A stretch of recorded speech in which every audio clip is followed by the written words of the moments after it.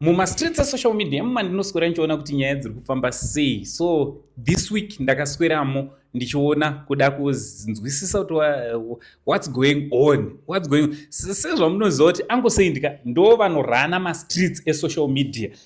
Ndo chokwadi chaicho tinomarana mastreets. So ndanga ndichiona kuti wagwan aditi ende takaonerera muvhiki rino takaonerera so ndisanda kuzivisa zvatakaonerera this week. Let me introduce to you my co-host for today, Chishamiso. How are you? I'm good, thank you. Thank you for having me. You are welcome. You are most welcome. Ranga rise wiki ora kwe? Ranga right. Mastreets anga chipisa. Anga ane moto. Seeing it. Mastreets anga ane moto. Anga chipisa. Achita kukwata. Yes. So atisuda kupedza nguva. Takaonerera zvakawanda. Takaonawo masuperstars emuno muZimbabwe. On the other corner tikaonawo superstar one rekupi rekuAmerica on the other corner. Remember kuti IShowSpeed is a streamer, anditi? Yeah, he's a content creator, ari a streamer. What does it mean to be a streamer? Whatever zvanenge achitoita ipapo zvine zvichitostreamiwa, zvine zvichitoitwa live, like anoita zvinhu zvake live. So hapana time yekuedita netime yekudii, zvatotaurika izvozvo kana pakatonzi we've got a lot of gold digger in this club, zvinotongosvika zvakatongodaro, hazvibviswa. So wakaoneiwo Chishamiso, waiona here stream? Yes, I saw parts of it. Ndakaonererawo. Ndanani vakanga vakarongwa kunzi ndo vachange vari part of the stream? I think Chief Ben and his team. I don't know the other vanga varipo, but I saw Chief Ben and I think Vana Nana comic, those big guys. Comic yes. Nana Atiperi. Yes. Anditi? Zvakabuda here sezvo zvanga zvichitasirwa zvinge zvinobuda zvichiita? What I would like to say is the Zimbabweans are very disappointed. Not disappointed as such, but hazvinobuda semaexpectero atakazviita isusu. Alright. And ndoda kuti timbotaura, ndoda kuti tingokomenta about one by one zvinogona zvakaita kuti umwe neumwe wavo aselect to be part of the stream IShowSpeed. Right, IShowSpeed, remember kuti this is a mu-American, is a millionaire, akaita millionaire at the age of 17 nekuda kwesocial media iyoyi. He became a millionaire at the age of 17, but akazotenga imba yake, first house yake akaitenga ane 18. Akatanga kuzoshandisa mari yake ane 18 years. Akatenga imba ye1 million USD. Kureva kuti hampana akakurumidza kupisa uyu, anditi? He's having over 100 million followers. Yes. 100 million followers. Over. Anditi? Munhu andopisa zvekudaro. Yes. So, coming to Zimbabwe, whosoever I organizer thought it wise, but let's take people like Ana Yaya Good Vibe, Ana Shashiwa, I don't know, Shashiwa was part of that, and Miss Universe. Yes. And she was there as well, Ana Comic Elder. Iwo unofunga kuti sei vakaselectwa vana? Pane criteria here yashandiswa to select these guys, and chaiva chii chakaita kuti vaselect? I think vanhu yavoka maonero angu ndo vanhu vanotopisa muZimbabwe. Yeah. Alright. Plus ndo vanopisa here kana kuti munhu vamunofungidzira imi maorganizers kuti vanopisa? Alright, maorganizers ndo havaifunga kuti vanopisa, neniwo ndo handichiri kutofunga even nanhasi kuti vanopisa. Alright. Yeah. Look at Chief Ben. Chief Ben anotopisa. Look at Comic. Comic anotopisa. Yeah, good vibe. Yeah. Atiperi. Miss Universe. Diviner. Yeah, ichokwadi. And alright, pana Chief Ben. Why akanzi anga ari padhuze? I think vakangoendawo kumaskits ake. Chief Ben anombovhura chirungu chekuAmerica. Exactly. Achiactor guys havana kuziva kuti kuaktaka uchitaura chirungu nekuzoisirwa murungu wacho zvinogona kusiyana mafungiro angu inini because I think vakangoendawo kumaskits achief Ben. If you go, he's a good skit maker. Yeah, when he's using especially paanenge achishandisa chirungu chekuamerica anochigona, chekunigeria futi. I think dai papakaitonzi pari kuya vekunigeria kwaingonzi torai futani chief Ben nekuti tinombomona achishandisa chirungu. But chirungu chatinopractiza tiri kuno kuchasiyana nechinobva kupi paUS anditi. So tiri papo we've got people like obviously vana Yaya Good Vibes vanotaura chirungu anditi. Saka obviously vachizombotadzewo kuti kunge vari vanotaura chirungu chinohwika nani naIshowSpeed. Tobva taenda zvakare pana who else? Hapana komike udhando pansiruzwa kuti vaida kuti vaekte maskits here kana kuti kudii. I don't know, but well, he was part of the kakuru kachona. Miss Universe, yeah, she can speak fluent English. I think makanzwa nyango paaizintroduce nekutaura I participate kutora trophy yo Miss Universe. Kutaiwa and Miss Universe is a chokwadi. Even the way she speaks her English is perfect. And atipere anoita ake mainterviews achi drip check anditi, which is good. Chirungu wachitaurawo nemabi ake maZimbabweans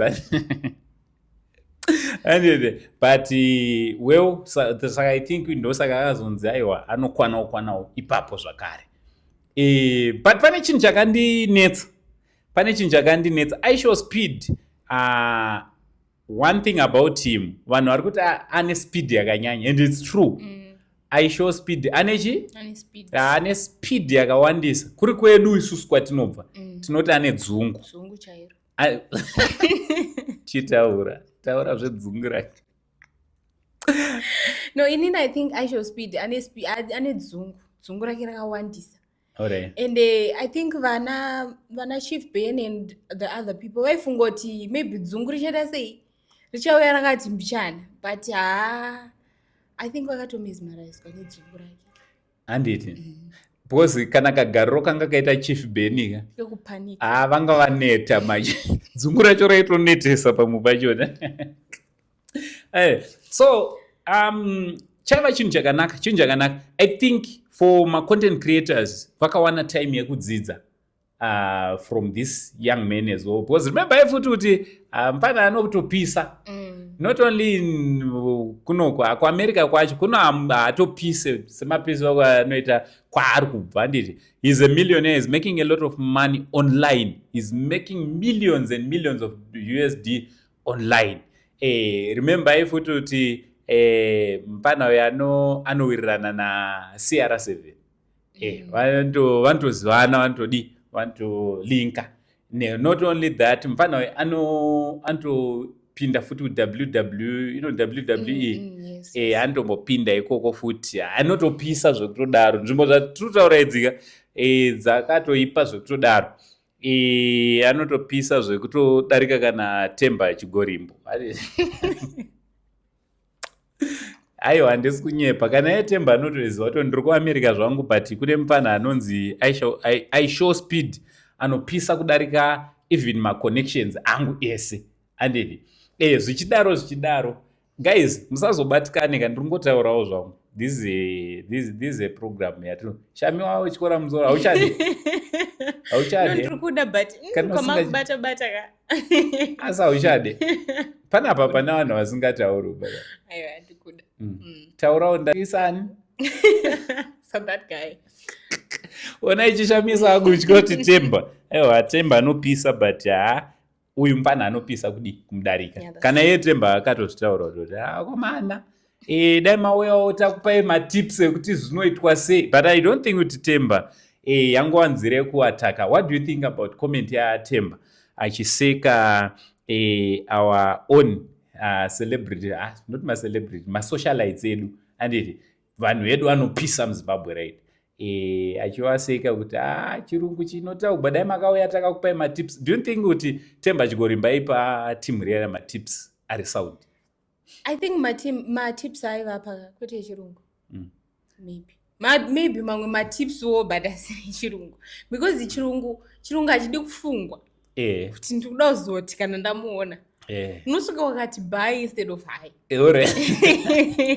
Unosvika wakati bye. Yes, because uri kufunga. So ine nangu dai nandiriniwo zvangu. I think those guys did their part zvavo.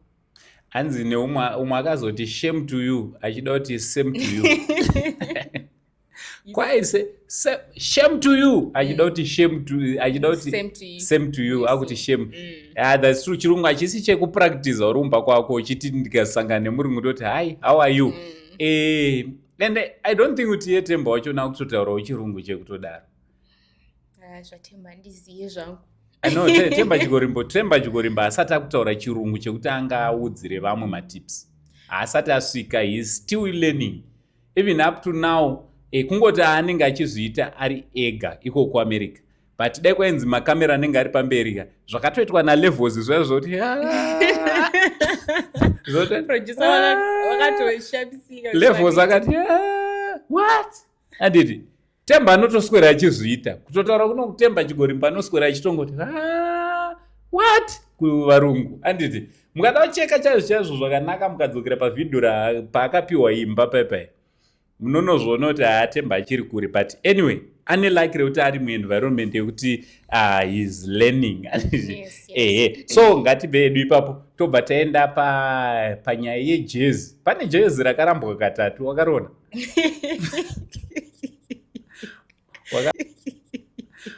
Wakariona here? Jezi roro ndakariona iroro. Richirambwa katatu. Rakarambwa. Ijezi retimu ipi?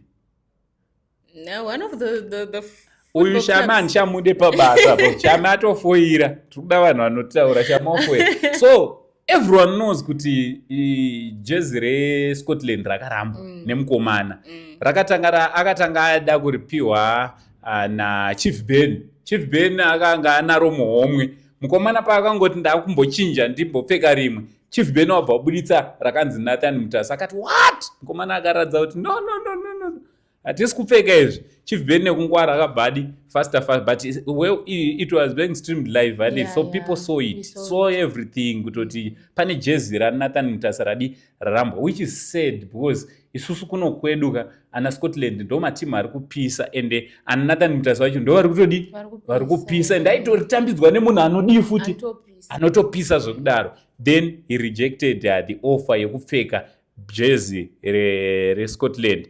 Chinova chinhu chakatirwadza isu semaZimbabweans nemasupporters eScotland kuti aiwa haufaniri kusaiza chitimu chihombe chakadaro chine vanhu vane motikari. Timu yese ine motikari vane mazibhazi. No, haufaniri kudaro. Timu yedu is the richest man muno muZimbabwe, Scotland. Tichibva ipapo tichibva tazoona this other guy handizoti ndiani akauya futi nejezi achida kudi kumutambidza mukomana ubva dai no aitongo takarona jezi iroro reScotland but asada kuda. But wakazona pese paitisangana tingoti jezi reScotland aitafanika aona ngozi. It's not right zvakaitwa naIspeed. So kune vari padhuze naye kandokumbira kuti mudi mumutsure mumudzore kuti timu iyo yawaitodaro kana mabhebhe edu chaiyo ndo anga asingasapoti bhora vakutosapota bhora nekuda kwetimu iyoyo. Saka the guy is wrong. Mukomana weRaptor anditi akazama futi kusvika. Mukomana haana kana kutozombotenderwa kusvika nemamonya. Anga akatobata futi jezi reScotland. So mubvunzo wanga urimo masocial media ndokuti asi vakomana vaiva paassignment here vanga vapiwa assignment here nevakuru vavo from Scotland kuti jezi riri kufanira kutosvika chete. Because the way they tried kuti jezi ringe riri rinogamuchirwa and chinhu chinotirwadza senyika kuti harina kugamuchirwa. But these guys actually they did a good job. They well tried. They tried kuti jezi redu ringe riri rinobatwa naIshowSpeed, but well it didn't work out the way we wanted it to. It's very unfortunate. Zvidaro chitendera chizoenda muclub wakaona iwo chimbotaura ndataurisa right muclub tisati yapinda muclub I think mudiwa Bijan. Yes. Well done. Yes. Well done, because that guy stole the show. Because papa akatoipa, papa sinotomira zvakanaka paya. Yes. Akatinunura mufesi, otherwise would have been a laughing stock by now. Handiti? Yeah. But iye akatozobvunza vari mumotikari meme kuti chirungu chako ichi boy akatomudza kuti wanguka inini pauk apa ndo pandikazomboti gare zvakanyanya zvikanzi yes man zimonya rimwe riya rekuuk wakarona ranga rakagara vakatasana I think pamberi pachief Ben or something nderekuuk rakatotanga kutoti yes meno wakachiona sei aiwa shout out to Mudio. It was good because papa kaipa papa kashate papa because chief Ben wanga waneta vakakundikitira zvazinomira mushe mvunzo wangu kuna chief Ben ndekuti aimbonyanya wafonera ndiani because vava kuita hasha vava kutoita hasha dzekuti aurambochifona kaita machikata but ndiani aifonera chief Ben vari pastream because everyone knew kuti chief Ben mudiwa Bijan and everyone aitobuda ipapo simply means maitovaona and then you continue calling. What's that, guys? What's that? How can you disturb someone who is stressed already? I know that the young man was speedy. IShowSpeed was very speedy and the speed was speeding too much. And you continue bothering our own Chief Ben. No, whosoever ifonda Chief Ben miskwai next time. Tufontoinda tukabiwa. Foni dzemuna ifonda Chief Ben dzikabiwa.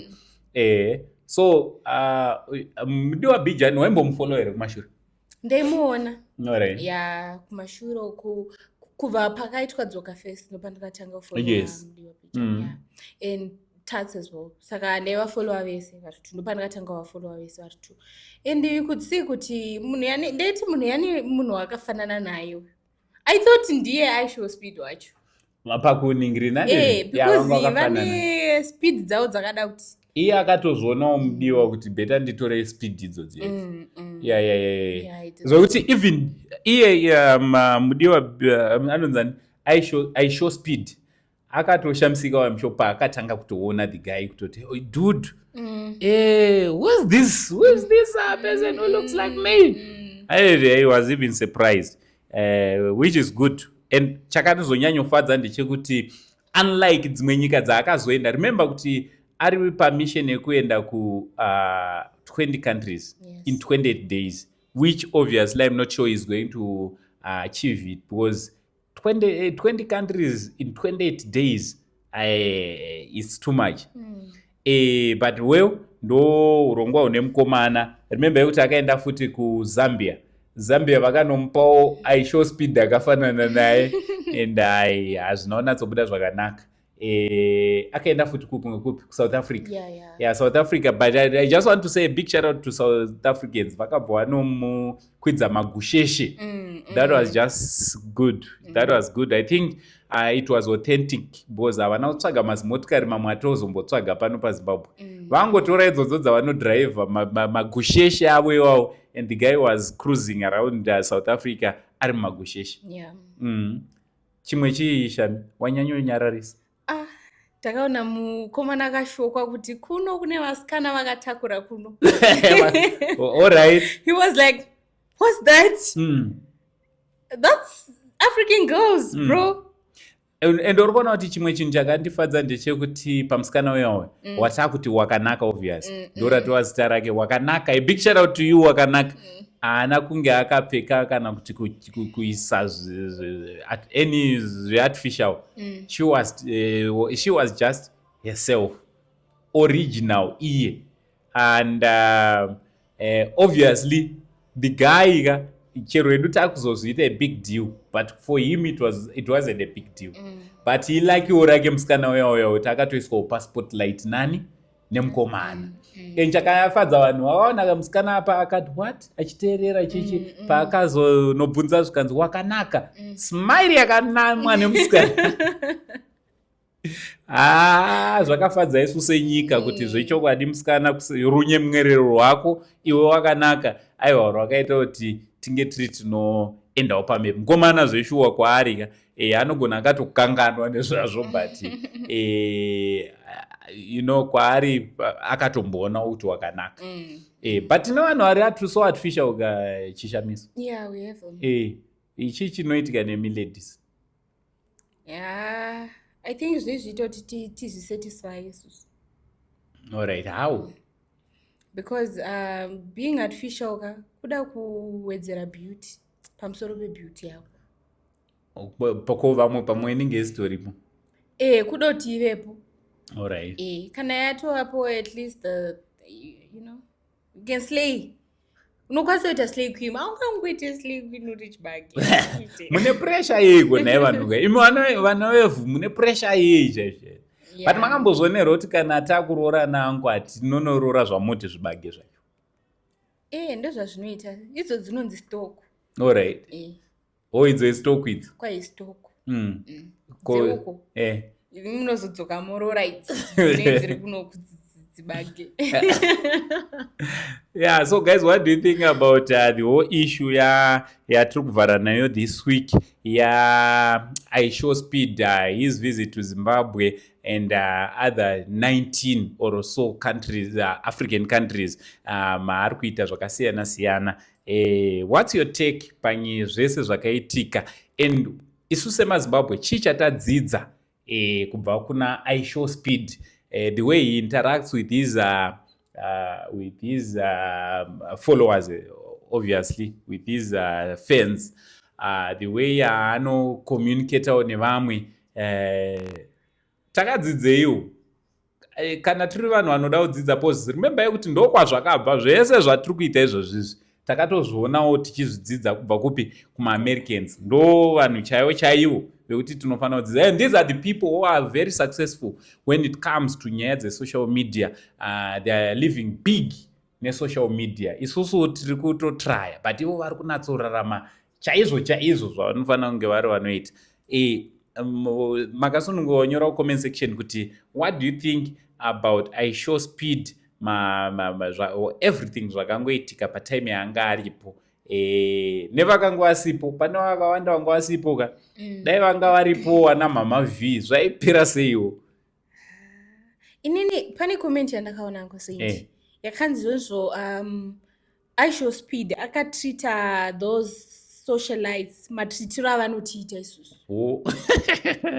Akavaradzawo kuti kublutikwa kwatinoitwa nevanhu ava ndokublutikwawo kwavakaitwa naIShowSpeed. Musadaro. Ora yese waya pasi. Saka muri kunzwa here hanzi musati blutike, makambotesteswawo imi maitesteswa muri pakamera. Meno kuti munotewo kudi maitesteswawo but nyika yese ichiona kuti munotoblutikwawo nevamwe. Kontori hanzi gonana wakewo ndoshona inobva yazodzoka kuti gonana ani anagona wake. So we should treat everyone the same, and we should be human. Guys, we are human. Vamwe venyu hamutorina, munotoita zvinhu zvekukwereta. Yeti masvika pavanhu vanogona kutokujegai munotanga overblutika. It's not right, handiti? So I just want to say thank you guys. Thank you for your unwavering support. Ndanga ndichifamba nachishamiso Nkosazana. So your social media handle so that they can go and follow you and subscribe on your YouTube channel. Okay, on YouTube it's Chishamiso Nkosazana. On Instagram it's Chishamiso Nkosazana. In fact, on all my platforms. Chishamiso Nkosazana, go and follow and subscribe. She's a musician, handiti? Andora ngoma ende munonzwa ngoma dzake munoteerera zvinge zvinoenda mberi, basa ichienda mberi. So ndo zvanga zvirimo this week. Tichabatana zvakare mazuva anoteera chikurukura kuti wagwan, what's happening mumastreets umu. Zita rangu riri pachitupa, ndinonzi Uncle Saint. For now tichiti much love and God bless you all.